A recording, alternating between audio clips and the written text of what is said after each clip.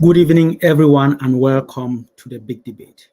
Today, we'll be talking about the game, the football game that ended about a few hours ago, which is match day 3 games for Group C of the ongoing African Nations Cup taking place in Cote d'Ivoire.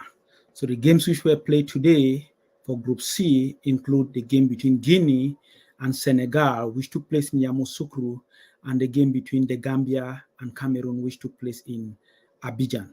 With me today to discuss this game is the legendary Tru3Lion, who will be joining me very soon.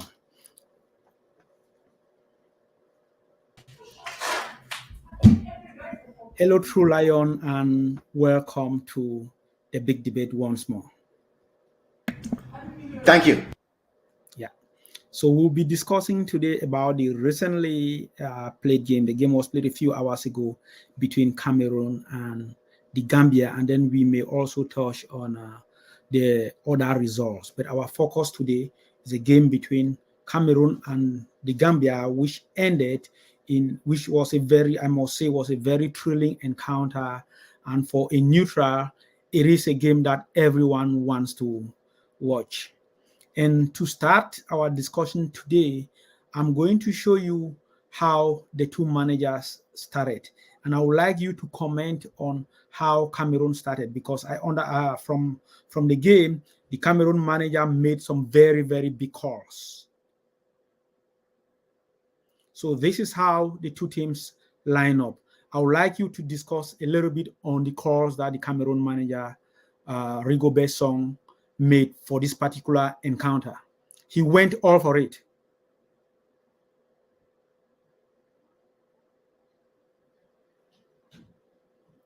So, Tru3Lion, could you talk about why Rigobert Song made these changes and the calls that he made?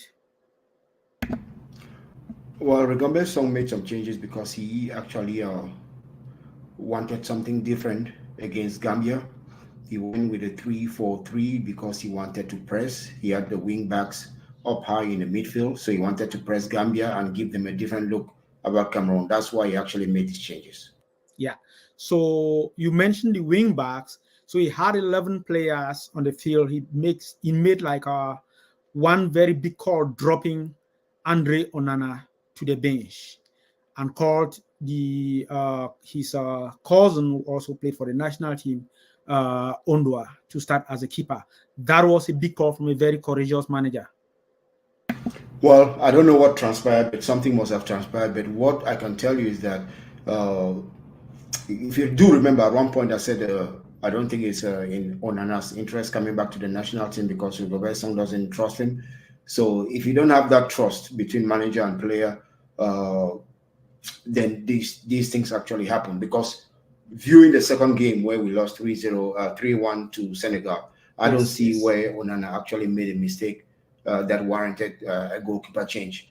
But it seems as if with Rigobert Song, it's like since he came in, remember, Onana said something and then he changed him. A Passy came in, and now in the African Cup of Nations, the same thing. So he's used to changing players and changing goalkeepers. And of course, the coach can change players whenever he wants to suit the style of play that he wants. It's just that it's very unusual for goalkeepers to be changed in the middle of a competition. But for Cameroon, that has already been done because Ondua started the first game, Onana started the second game, so it's not strange for Cameroon. So this is how the team was set up: 3 at the back, 4 in the middle, like you mentioned, the wing backs. So how did the game transpire?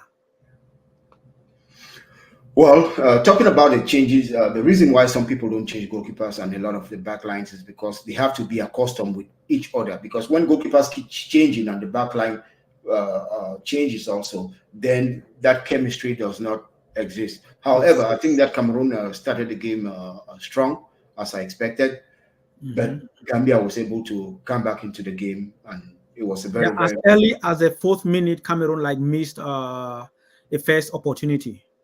Well, it was a save from the goalkeeper, so it was not a miss. It was a save from the goalkeeper. But Gambia also had their own chances. Yes, like 2 minutes later. Yeah, chances early on. So, as I said, it was a competitive start of the game. Okay, so And how do you think, how did the structure of the team, because like from what we see there, both the structure and the personnel of the team changed. He dropped, Kemen was dropped, and he brought in Yongwa. So in what was the coach thinking? Why didn't he play Yongwa in the second game and brought him because for the third game? because in the second game he went with a 4-3-3, and Yongwa and Tolo, who are both left back, will not actually fit in such a formation. However, in this formation, you see that he's playing two wing backs, which is could be a plus when they go forward, and then you have 5 men defending when they're not with the ball. So how does this improve Cameroon's performance? Because in the first 2 games, we discussed here last time that for 180 minutes, they only had 3 shots on goal. Well, I don't think what it did is that it had 2 players, that's Yongwa and Chateau, yes, playing starting up high, so they help. You see that how they helped actually in attack. You remember Chateau's shot was deflected for a goal for the equalizer, and Yongwa was also up, so that helped actually in the offense. And as far as defending, it actually had more men, like when Cameroon was not at the ball. However, keep in mind also that Gambia is ranked 126, so they are not as strong as a team as Guinea, that's ranked 80th, or maybe Senegal, that's ranked 20th. So I don't know if it made the team better, but they were just playing a weaker team as well. It's something I thought you would mention. In terms of ranking, they were playing a weaker team, and of course, like at the end of the day, we are going to go home saying that, of course, like Gambia went home with no point. But we've seen in this competition that there hasn't been any team playing as a weak team. You don't estimate any team. Well, yeah, you don't underestimate anything, but I think 1 or 2 teams, was it at Guinea-Bissau? I think 1 or 2 teams were actually, for me, not good enough. But again, as I would say, when I watched Gambia play Senegal, I watched them play Guinea, they were not as animated as today. Today, you can see that Gambia scored 2 goals. The 2 goals they scored, just go ahead and evaluate it. Cameroon was not defending as a team. Toko Ikabi was basically walking. And to my astonishment, the coach did not actually say anything to him. He was basically walking. Then their second goal, it was 2 against 1. How did it happen 2 against 1? So Cameroon actually are not holding their own defensively, given that Rigobert Song was a defender and a defensive coach, but the defense is not actually showing up. So yeah, this is something that we also saw that in the last game, because the goals that Cameroon conceded even against Senegal were goals that could be prevented. Exactly, and that's what I'm saying. And for Rigobert Song, that's one of the things I criticize of him. He was a defender. He's supposed to be a defensive coach, but he cannot get his defense right. So, guys, if you are joining us, you are joining me and Tru3Lion on a big debate where we are discussing the just ended game between Cameroon and the Gambia. So Cameroon went on to win this game by 3-2. It was a very exciting and thrilling encounter. And if you are a neutral, it's a game that you enjoyed. And if also you are a big fan or supporter of the underdog, I know there were a lot of fans of underdogs there in the field. Most of them were supporting the Gambia. I think you probably enjoyed this game. So Tru3Lion, let's talk about going forward. So how did the structure of the team, especially in the middle, I think I heard you saying like if you release Anguissa going forward, he actually improved the offensive part of the team. How did the structure of the team release Anguissa and improve the offensive aspect of the Cameroon team? I'd hope that the 3-4-3 will give Anguissa a free role to move forward. However, Ncham was the one doing the box-to-box. I'm not sure why that is. That I would have preferred maybe a Nehu playing at 6 and partnering together with Anguissa, so that Anguissa should have that freedom moving forward. Because you saw the equalizer, the second goal, it was a pass actually from Anguissa. And he actually has that subtle pass, and he has that vision. And I also heard this like from Claude Leroy. Claude Leroy also asked the same question, right? So I just hope that, because creativity is part of the problem, and although we see a guy like Kudu trying to send in many crosses, most of the crosses are not good. Most of the crosses are wasted. However, I can't say much against him because he now has 3 assists. His crosses So have been would one. you not say the crosses are wasted, or let me say have been wasted, because I really can't say are wasted today, because at least one ended today. I mean, he's got at least 2 assists, like you mentioned, 3 assists. So has it not been because, especially the game against Senegal, because Cameroon was playing with one center forward, and you can't be crossing the ball when there are 2 or 3 defenders against one striker. Yeah, That really well, that really doesn't help the striker. and that's why I just pointed to you that Gambia is not good enough, because a good enough team would make sure that Cameroon does not even have those crosses in the box. Give, for example, you are playing against Nigeria. Look at their, and that's who Cameroon will be playing. Yeah. Look at their left and right backs. Look at how intense they are. Look at how Nigeria plays now as a defensive team. I think they have considered only 1 goal, right? So they don't give you that opportunity to even cross the balls in the box. You have to have a plan B. Cameroon is too predictable. Everything goes down the wings, and everybody knows how they want to go down the wings. And then, if you don't have someone in the midfield that can break defensive lines or can use the space left by, let's say, they are playing high. Ena in particular, is it Aina or Ena who plays on the left? I Exactly. mean, he's played both sides, left or right. He's very efficient, but he's one of those players who likes going forward. Exactly. So if you don't have overlapping wing backs, because although those guys were playing high, I never saw anyone overlapping in the channels and all that, extending the field, then to cause maybe our wingers to come in narrow, to try to create some matches and stretch the field. Then it's going to be a problem. A team that is good and that has a midfield like Nigeria that will be playing well, but football again. But doesn't it depend on the match? Because I would say in the game against Senegal, Cameroon lost 3-1, and for several reasons. One of the main reasons is because they were very, very lazy. But those spaces were not there. Well, who was lazy? You mean Cameroon? Yes, Cameroon was lazy. Okay, I want to refer you to a moment in the second half where Senegal put 13 passes together.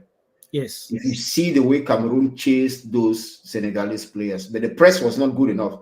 The reason Senegal scored their second goal is because Cameroon had just ripped their heart apart with those. I mean, Senegal ripped their hearts apart with those 13 passes. They started in their own end, and seconds after, the ball was already in Cameroon's box. Nulu Tolo had to come to the rescue.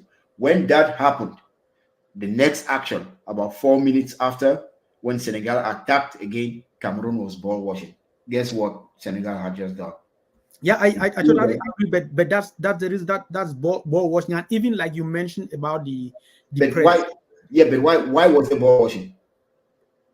First, that's I just told you they were lazy. No. I don't. It's not because they were lazy. Why were they? I just gave you an example. 3 minutes before, Senegal killed them with passes. Yes, they put 13 passes and no one, they were watching. They were ball watching. No, those 13 passes, I can show you the video. Those 13 passes, Cameroon was pressing. No, that was not pressing. The only person who pressed for Cameroon the whole game, I can tell you, was Nuhu. All the other guys were just chasing shadows. I will share you that video before the second goal. 13 passes put by Senegal. Cameroon was chasing them down, was pressing. Anguissa was pressing. Everybody was pressing. Senegal destroyed them apart. Well, yeah, like I said in the last game, we know no two games are the same, but Senegal have actually shown that they were a better team, they are a team to beat in this tournament. They haven't, the only team they've considered a goal so far is against Cameroon, and it was a set piece. They went today, and I think we could talk about that. They won their last game, so they have gone with 9 points. So it's something to watch. They are one of those things that we really have to watch. Yeah, of course, Senegal is a good team, and they proved that today. And you came out today and lined up a very strong squad against Guinea, which means that it's a team actually on mission. They want it so bad, but again, we have seen many teams come out start strong, and Yeah, one mistake, and they're out of the tournament. But they are really a tough team to beat. yeah, we saw that last in the last African Cup of Nations, which took place in Cameroon. Nigeria did the same thing, and then they went to the knockout. Moses Simon was phenomenal in the group stages. They went to Garoua, and against Tunisia, they were neutralized and went Yeah, home. yeah. I mean, this time around is different, and maybe that's why you see Nigeria has taken that approach. If you see Nigeria, a lot of people say, "Oh, they're a great scoring team, offense."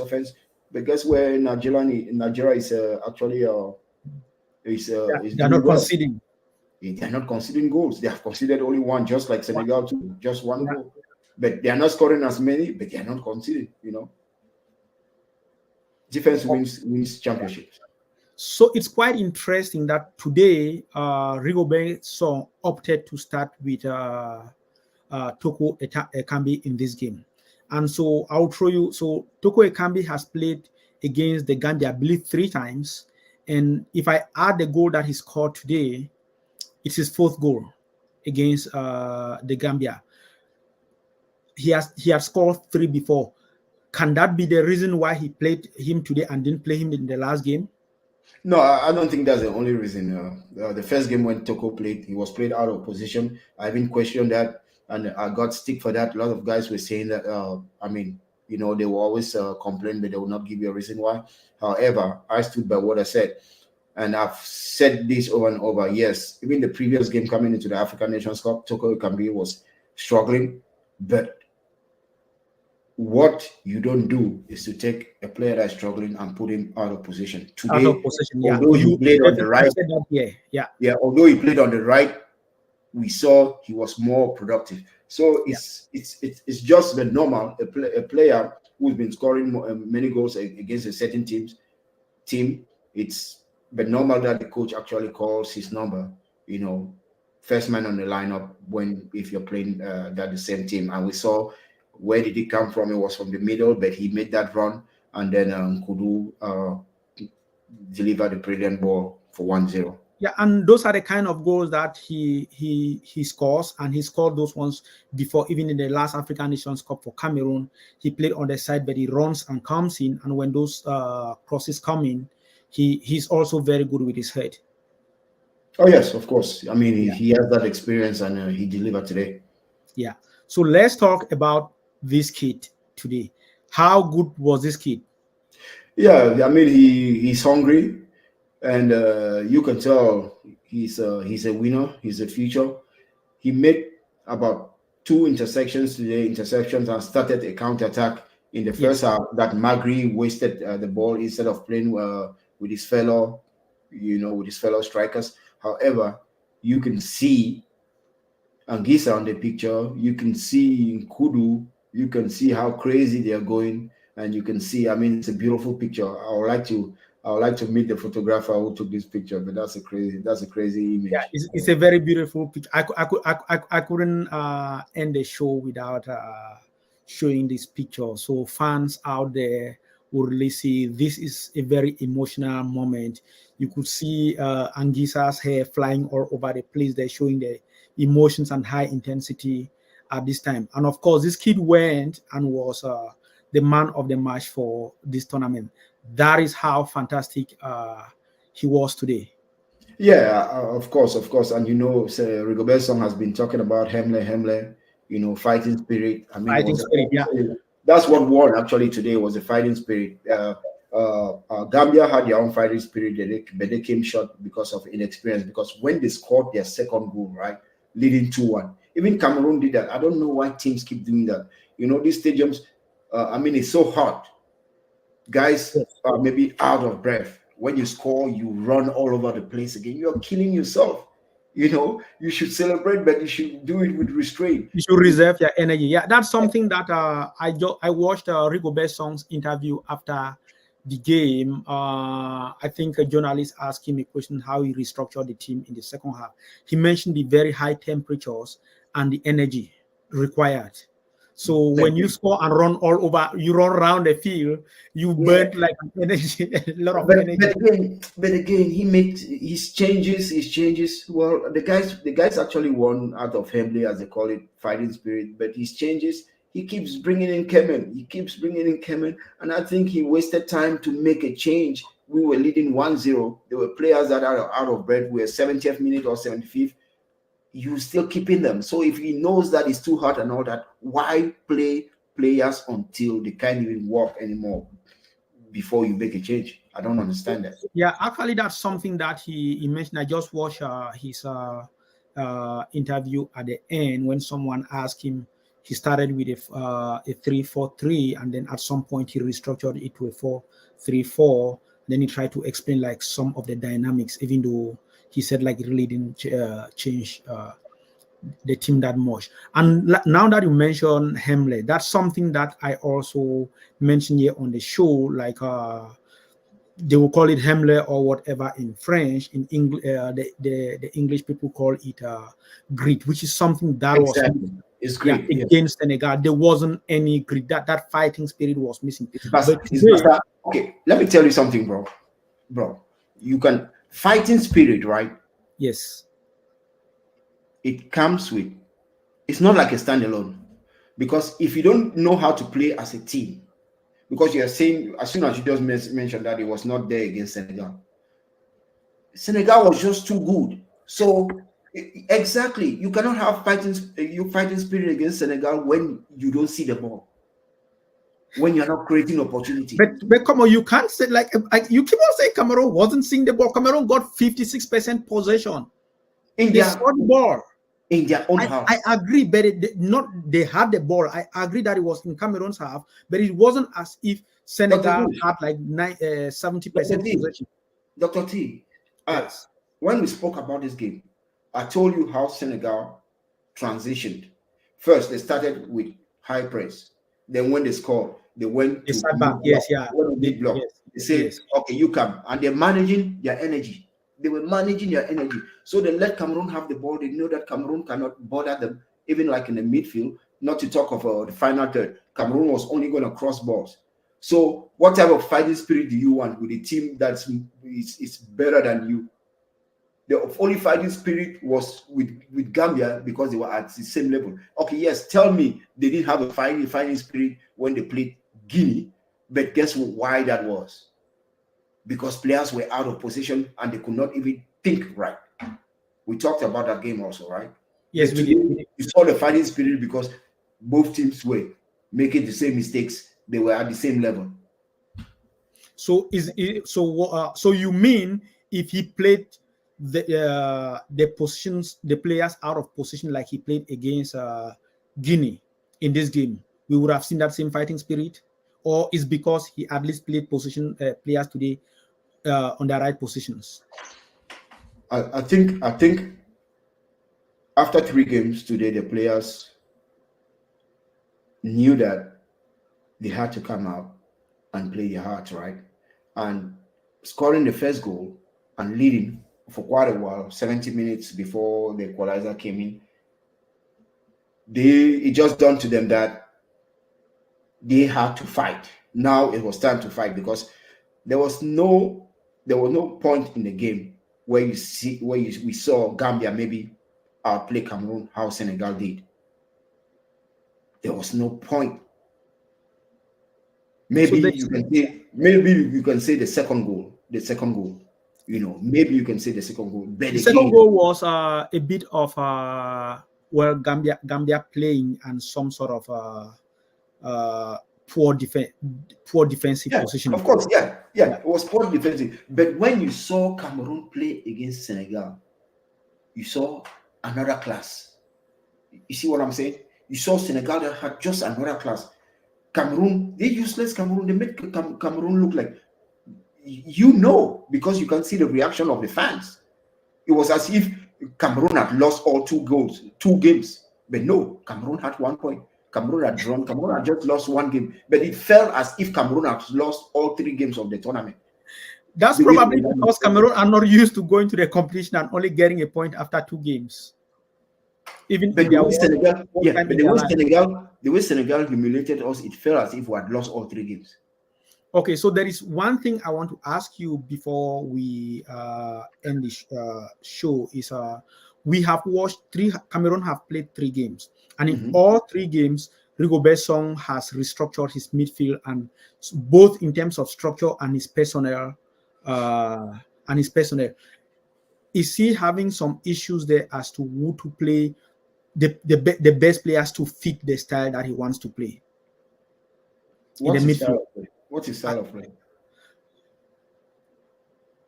Well, he structures his team in a certain way to play a certain way. So, yeah, I mean, from what you have seen, right, the 3 games, what's his style of play?